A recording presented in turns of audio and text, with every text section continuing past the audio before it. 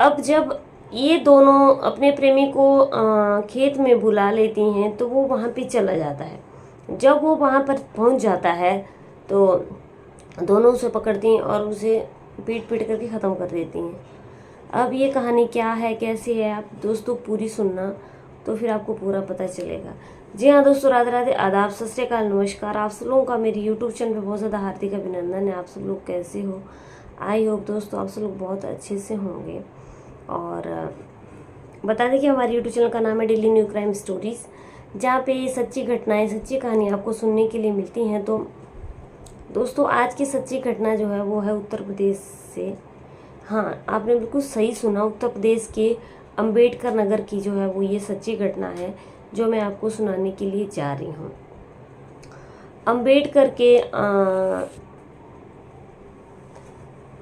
उत्तर प्रदेश के अंबेडकर के जलालपुर थाना क्षेत्र पड़ता है एक, वहाँ पे एक गांव है कंजा इस्माइलपुर की ये कहानी है। एक बार फिर से बता देती हूँ कि उत्तर प्रदेश के अंबेडकर नगर के जहाँ पे थाना क्षेत्र पड़ता है जलालपुर, और वहाँ पे कंजा इस्माइलपुर एक गांव है। ये वहाँ की एक सच्ची घटना है जहाँ पे संदीप चौहान नाम का एक आदमी रहता था। और संदीप चौहान जो है वो उसका गांव की ही जो रहने वाले थे उनके साथ संदीप चौहान का अफेयर था, प्रेम प्रसंग चला हुआ था। जो गांव की ही जो दो औरतें थी, एक औरत के साथ नहीं बल्कि दो महिलाओं के साथ संदीप चौहान का अफेयर चला हुआ था। अब क्या होता है कि जो जिन दो महिलाओं के साथ संदीप चौहान का अफेयर चला हुआ था, उन दोनों महिलाओं ने जो है वो संदीप चौहान को मिलने के लिए गन्ने के खेत में बुलाया। और अब संदीप चौहान जो है वो वहाँ पे चला गया। जब वो वहाँ पे पहुँच जाता है तो दोनों महिलाएं, जो चाइनीज़ टॉर्च होती है, उन दोनों के हाथ में चाइनीज़ टॉर्च होती है। ये घटना जो है ये 26 अगस्त 2024 की ये सच्ची घटना है। और चाइनीज़ टॉर्च उन दोनों के हाथ में होती है और वो उसके ऊपर चाइनीज़ टॉर्च से जो है वो वार करने लगती हैं। अब वो उसके ऊपर इतने वार करती हैं कि वो अधमरा सा हो जाता है वहाँ पे।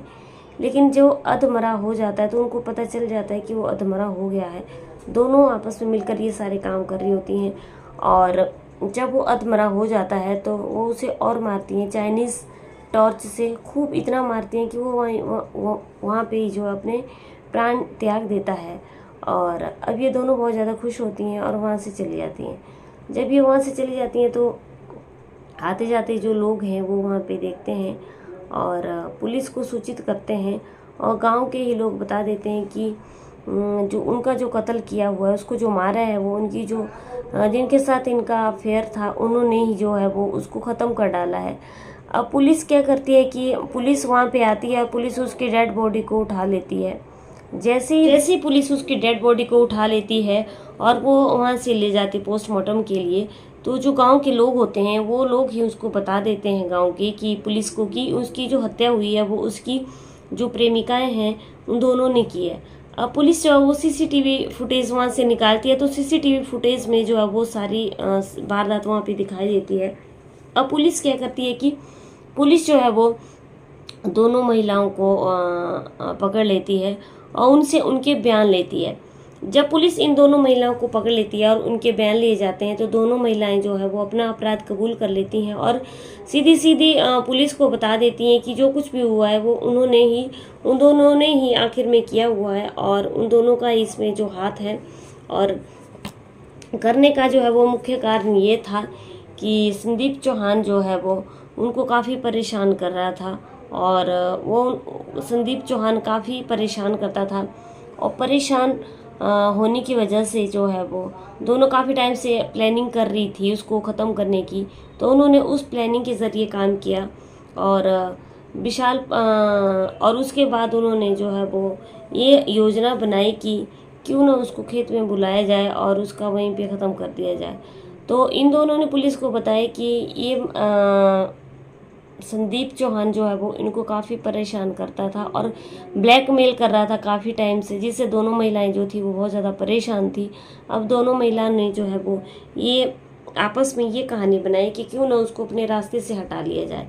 अब उन्होंने पुलिस के सामने ये सारा अपराध अपना कबूल कर लिया है। विशाल पांडे जो कि पुलिस अधीक्षक हैं, उन्होंने बताया कि ये सारी वारदात जो है वो उन महिलाओं ने कबूल कर ली है और उन दोनों को अरेस्ट कर लिया है, गिरफ्तार कर लिया है।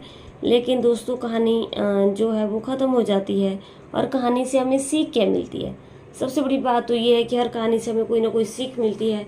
तो इस कहानी से हमें क्या सीख मिलती है? इस कहानी से हमें यही सीख मिलती है कि जो कुछ भी करना हो वो कभी भी गलत काम नहीं करना चाहिए, चाहे कुछ भी हो जाए। कोई चाहे किसी को कितना परेशान करे, लेकिन जान से ख़त्म कर देना किसी को, ये बहुत गलत बात है और ये चीज़ें नहीं करनी चाहिए। इन दोनों महिलाओं ने जो कुछ भी किया, संदीप चौहान के साथ पहले उनके साथ अफेयर था और फिर बाद में उन्होंने उसको ही ख़त्म कर दिया। इसका मतलब ये है कि उनके अंदर सच्चा प्यार था ही नहीं। अगर उनके अंदर सच्चा प्रेम प्यार होता तो ये सारी घटनाएं घटित नहीं होती। ऐसे घटनाएं जो है वो एक डर का, एक खौफ का वातावरण तैयार करती हैं, क्योंकि प्रेम प्यार के ऊपर अब किसी को भी कोई भरोसा नहीं है।